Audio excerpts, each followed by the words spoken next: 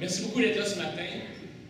C'est avec honneur et aussi un petit peu de fébrilité que j'accepte de devenir votre chef du Parti conservateur du Québec.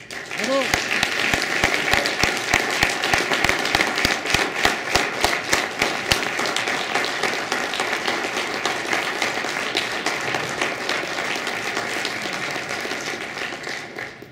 Honneur, évidemment, parce que c'est une grande marque de confiance que vous m'accordez. Et je dois dire aussi que je ressens le poids de la responsabilité et des espoirs que vous fondez en moi. Fébrilité, parce qu'il y a beaucoup de choses à faire, et dépendant de ce qui se passe à Québec, on n'aura peut-être pas beaucoup de temps pour le faire. I am deeply humbled to have been chosen as your leader, but I am also your servant leader. I am here to serve you so that your party can fulfill your expectations and achieve its full potential. Good.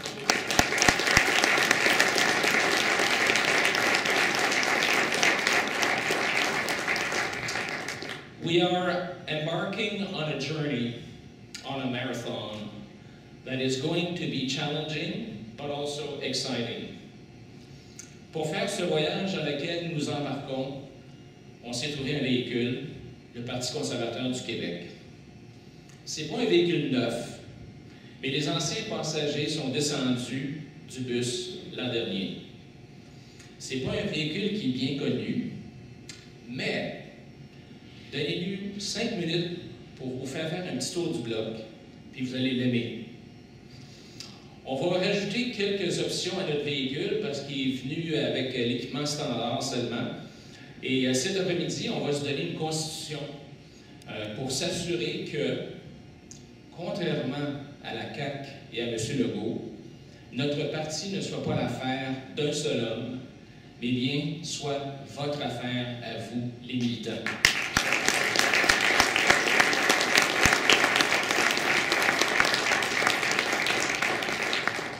Alors, on a le véhicule, on a aussi une boussole. Ce sont les valeurs du parti.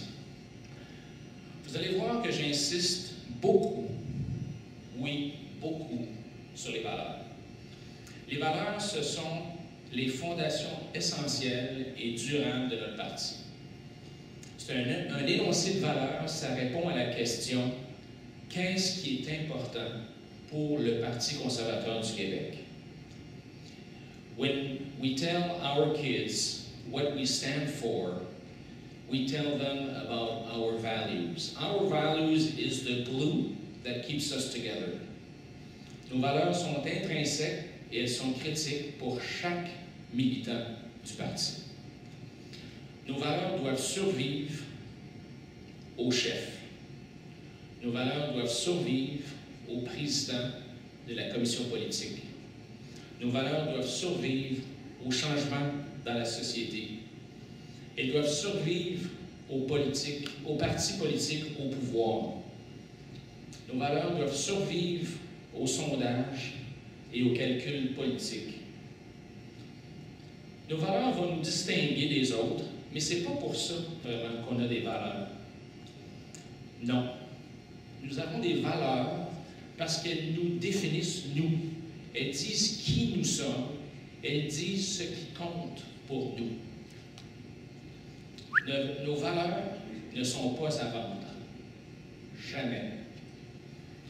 Et il se peut, et oui, puis ça va sûrement arriver, il se peut que nos valeurs nous fassent perdre des votes. Il est possible que certains électeurs gauchistes ne soient pas d'accord avec nos valeurs, mais nous allons quand même les chérir et les défendre passionnément. Bravo!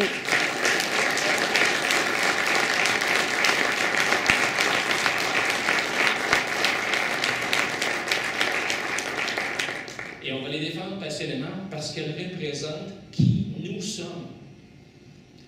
Et nous savons dans notre âme et conscience que ce sont les bonnes choses à faire pour remettre le Québec sur la traque. On va se servir de nos valeurs aussi pour établir les talons de mesure pour savoir si on a du succès, pour juger de nos succès, puis juger de nos échecs aussi. Et on va se servir de ça aussi pour être capable de se donner des tapes dans le dos à nos militants, à nos candidats. Alors, on va toujours prendre ça, ça va toujours être notre chaîne de référence. Alors, je vais vous en parler un petit peu des valeurs. Quelles sont-elles? Vous l'avez déjà entendu si vous m'avez vu se donner à certaines de mes conférences. D'abord et avant tout, la valeur politique fondamentale du Parti conservateur du Québec, ce sont les droits et libertés individuelles. La liberté consiste moins à exercer sa propre volonté qu'à ne pas être soumis à celle des autres. L'État, par son pouvoir coercitif, ne devrait pas empêcher les individus de poser des gestes avec lesquels il n'est pas d'accord. L'État ne devrait pas utiliser son pouvoir coercitif pour imposer sa vision de la moralité sur les autres. Donc, liberté et droits individuels. Mais la liberté et les droits individuels ont comme corollaire automatique la responsabilité individuelle. Il revient à chaque citoyen, ça va peut-être être un choc pour certaines personnes gauchistes, là, mais il revient à chaque citoyen de subvenir à ses propres besoins, à ceux de sa famille, à ceux de ses enfants. Des citoyens libres assument leurs obligations, les conséquences de leurs gestes, sans s'attendre à ce que l'État ne le fasse à leur place.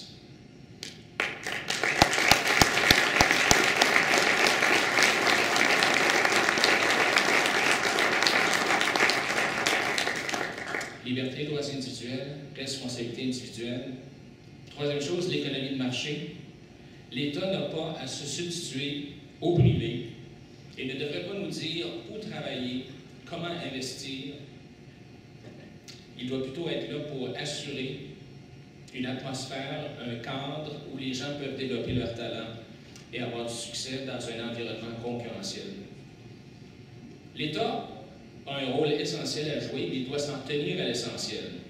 La mission principale de l'État, c'est de protéger nos droits et libertés individuelles, c'est d'administrer la justice, qu'elle soit criminelle, civile ou pénale. Il est là pour investir dans les infrastructures publiques. Et oui, il est là aussi pour aider les plus démunis qui ne sont pas capables de subvenir à leurs besoins. Les plus démunis qui sont incapables de subvenir à leurs besoins. Il est là pour intervenir en cas de catastrophe naturelle, mais il est là surtout pour s'assurer, comme je le disais tantôt, de créer les conditions idéales pour que nous puissions développer nos talents. L'État évite de dispenser des privilèges et d'encourager la dépendance des individus et des entreprises. Enfin, les deux dernières valeurs, l'État est au service des Québécois. Ça va peut-être s'en surprendre des gens qui écoutent la commission Charbonneau, mais quand on regarde la façon que certaines personnes pigent dans le plat de bonbons, il faut se rappeler que ces gens-là, les élus, on les a élus, ils sont là pour nous servir. Et finalement, une des valeurs importantes, je crois, c'est que moi, j'ai une confiance inébranlable dans la nature humaine et dans les talents et dans le génie des Québécois. Et même s'il va toujours y avoir des problèmes, il va toujours y avoir des changements, il y aura toujours des difficultés, les Québécois libres sont capables de trouver des bonnes solutions à leurs problèmes pour qu'ils puissent vivre ensemble en harmonie. Donc, on croit foncièrement à l'ingéniosité des Québécois et si on les laisse agir dans leur propre intérêt, ils vont trouver des solutions aux multiples défis auxquels ils font face. Et le Québec fait partie du Canada et il doit, pour s'y développer, avoir le plein exercice de ses droits et libertés constitutionnelles. Mais les Québécois doivent aussi contribuer à un Canada uni et démocratique, au sein duquel les Québécois peuvent affirmer leur identité. Et finalement, le Québec...